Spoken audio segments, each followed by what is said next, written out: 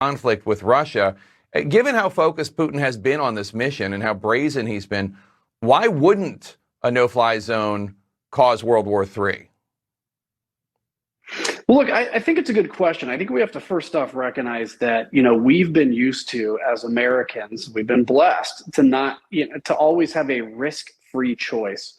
We don't have risk-free choices right now in this. I mean, even with what we saw with the scare with the nuclear plant, we came, frankly, close to a huge tragedy.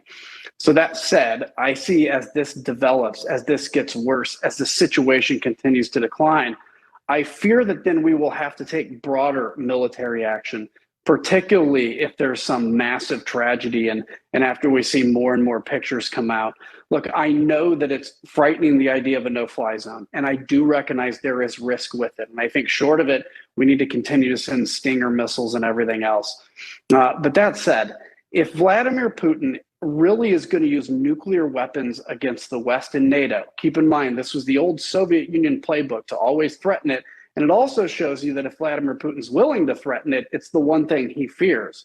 But if he's really going to do that, he would use them against Ukraine. I mean, the reality is, I think we're going to be forced to intervene sooner or later. I hope not. I think this is the cleanest and easiest thing to save Ukrainian lives and send a message to push Russia back further and deny that airspace to them.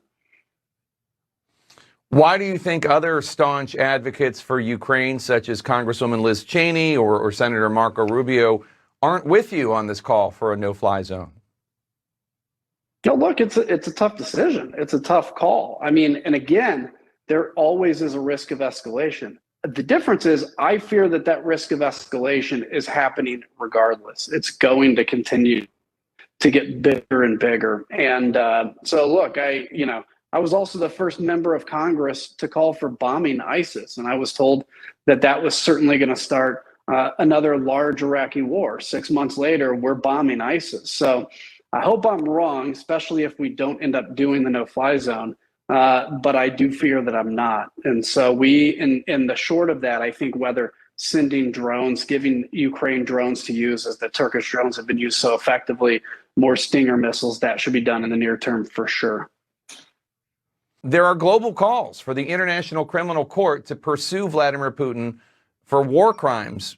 Do you think that should happen? And would that make a difference?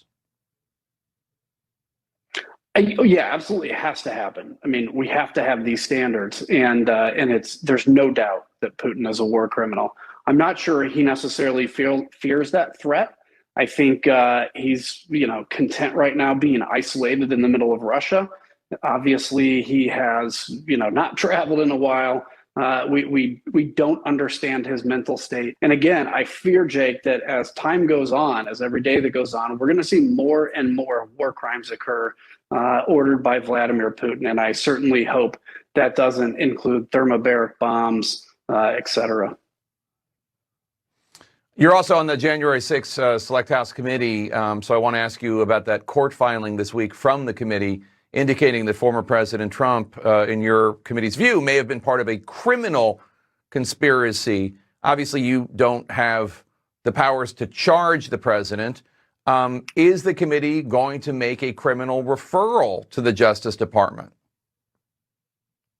Well, I can't answer that, but what I can say is we were asked if there is a fraud and crime exemption to the attorney-client privilege between. First off, we lost Congressman Kinzinger there in the era of Zoom. Congressman Kinzinger, thank you so much. We'll have you back soon.